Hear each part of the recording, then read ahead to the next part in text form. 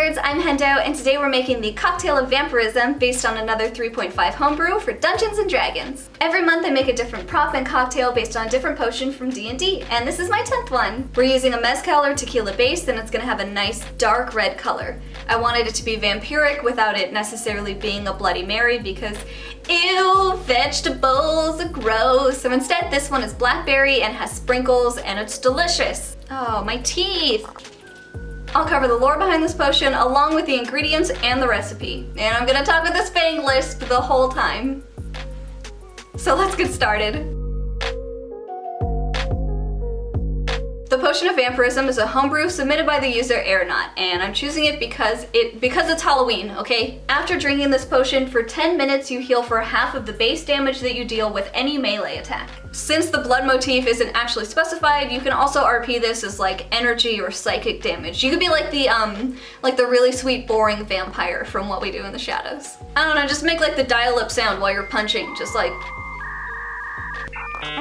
Yeah, so I don't really have a lot to say about this potion. I feel like its uses are pretty obvious. I mostly just wanted to do a vampire themed potion. I've gone with a suit as sort of like a corporate vampire type of thing, like a, you know, pay everybody like the bare minimum wage and like just leech everything they have while I sit on my billion. But for this bloody vampire potion, I really didn't want to do a Bloody Mary. Nope, nobody wants vegetables in their cocktail. So I just want to do like a simple dark red and black potion. I actually think that this cocktail tastes really good. It smells really strong, but it actually tastes wonderful. So street cred points. Okay, let's get our ingredients. These are our ingredients.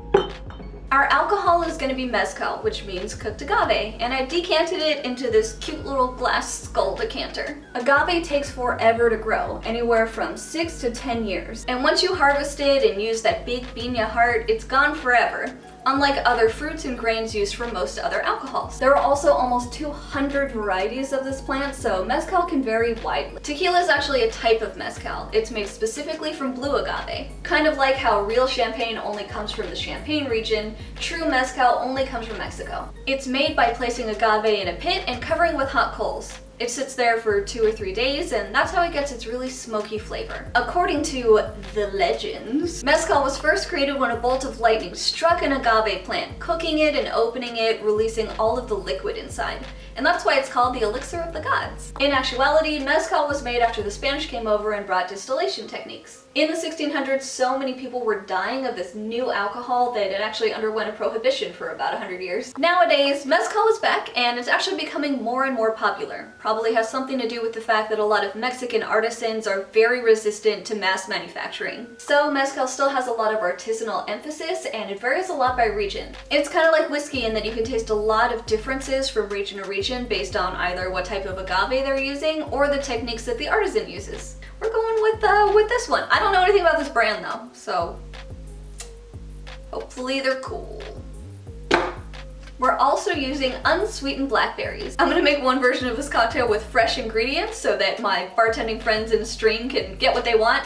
But I'm also gonna make a version with just the basic juices because that's like how I would actually probably make it. I'm pretty low effort right now. Unsweetened blackberry juice is super sour. It's also largely considered a superfood because it has so much good stuff in there. It's got antioxidants, it's low sodium, it's low calorie. But I also think that we just kind of have so much processed food in our society now that we look at these natural foods and are like, oh my god, it does so much. It's kind of like, you know, when you come back from like a party a little bit drunk and then you take that first big gulp of water and you're like, what is this magical elixir? And it's like, no, you've just been putting a bunch of crap in your body for too long. Just eat a fruit, you know? I'm just kidding. It's quarantine. I'm eating like salsa verde Doritos and having vampire cocktail. Superfoods are future HENDO'S problem. It's fine. We're also using lemons in lazy and try-hard form. Lemons I feel like are pretty boring at this point, like they're in so many of the recipes because it's just a really good balancing agent. Lemons are like an all year round plant is basic. They're always here. They're here for you. The most interesting fact I read about lemons when I was writing the script is that lemons are the main ingredient in lemonade. Somebody wrote that down. Somebody typed that out. I think kind of the most interesting part of this cocktail is using honey. A study found that to make just 1 pound of honey, it takes on average about 768 bees, traveling over 55,000 miles to over 2 million flowers. And a single hive can make 30 to 100 pounds of honey a year. A single bee makes about 1/12 of a teaspoon of honey per year. Apparently honey also just doesn't spoil if you seal it correctly. Due to its chemical makeup, which is largely acidic and low in moisture, bacteria really doesn't like it. So get yourself some bee sauce, because it'll last you forever. It'll last you through the apocalypse, through the pandemic. For the garnish, we're also gonna need some ice and some black sprinkles. And like I said, I'm gonna prepare this two ways, one with just all the basic juices and one actually muddling all of the fresh ingredients together. So let's booze this. Like, let's do this. The first thing we're gonna do is prepare our glasses. So I have a bowl for the lemon, a plate for the sugar, and our 2 glasses. I'm gonna use a fresh lemon for the rim because I do feel like fresh lemon is stickier. That might just be in my head, but I might as well use it.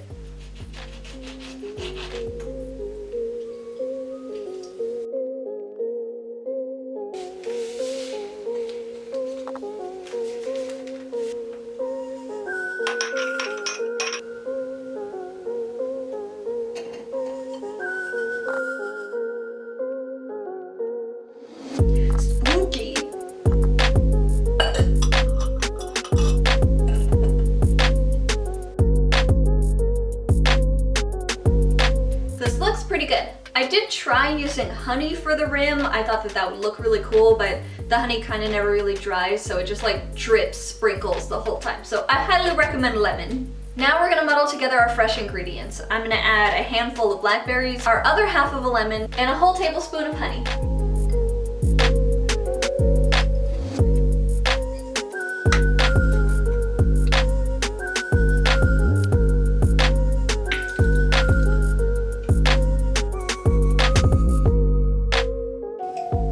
Muddling time.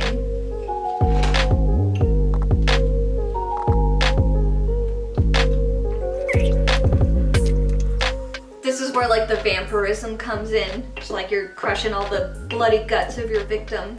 I'm like channeling my inner Elizabeth Bathory. She's not like a fictional vampire. She's like a real aristocratic vampire who killed, I think she killed like around 200 young women and like torture them and bathe in her blood because it kept her young, and like nobody cared because they were a bunch of peasants that she killed. So I guess we used to just like let the rich do whatever they wanted. Nothing like how it is now. Now we just fill it with tequila and a dash of bitters.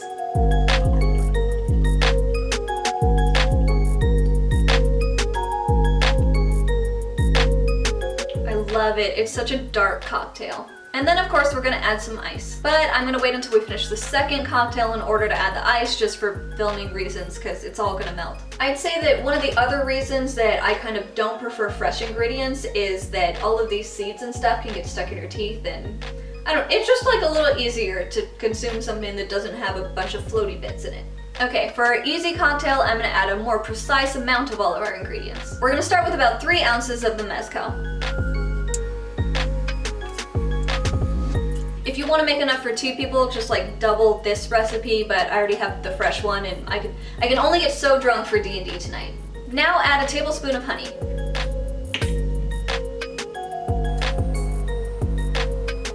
And we're doing it in this order because since the mezcal is clear, I'm still going to be able to see when the honey dissolves. Get a spoon or a stirring stick and try and help dissolve that honey a little bit quicker. That looks pretty dissolved to me. And just 1 ounce of our blackberry juice. And we're doing just like a splash of lemon juice. I'll make it kind of precise and go with about 1/4 of an ounce.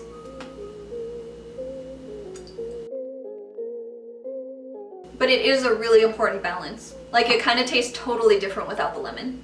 And then a wee dash of bitters. I'm like so worried that one of my teeth is gonna fall into the cocktail. Have I had that lipstick spot on my teeth the whole time? Whatever. Now I'm gonna add a little bit of ice and give it a shake.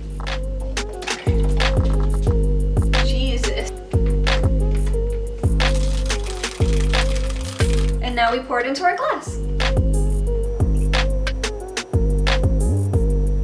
I'm adding a couple of frozen blackberries to the martini to garnish.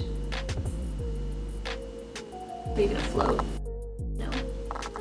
It would probably look really good skewered too. And then I'm adding some spooky skull-shaped ice to my bigger cocktail. Now let's give them both a try. Will the lazy one taste better or will the try-hard one taste better? I think this one actually has more mezcal in it, so it's probably gonna taste better. I am gonna take out my vampire teeth because I'm afraid of swallowing them. Safety is neat. Okay, lazy one first. Wow, talking is so much easier without the fangs.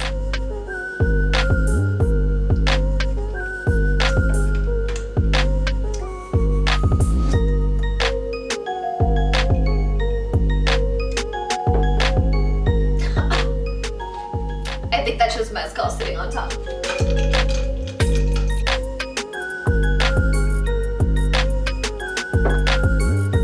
I mean, maybe I'm a peasant, but it just doesn't taste that different to me if it's fresh. I feel like I kind of have to like it more because it's more work. The sprinkles have turned my tongue black. And that's it for our cocktail of vampirism. Which alternative name that was suggested by McCoyster? The Slampire.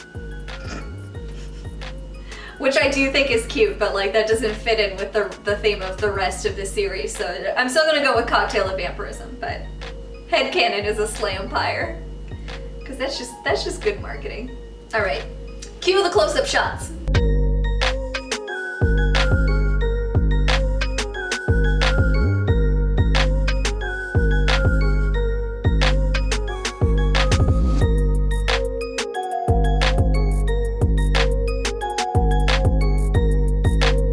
Thank you so much for watching. I hope you get to enjoy this cocktail with your online party or just chilling at home or for Halloween. If you're looking for a prop potion of vampirism, you can check out my build video next week. I'm doing the Potion of Mind reading next month since I don't think we've done purple yet. But until then, I'm Hendo. Thanks for D&D drinking with me.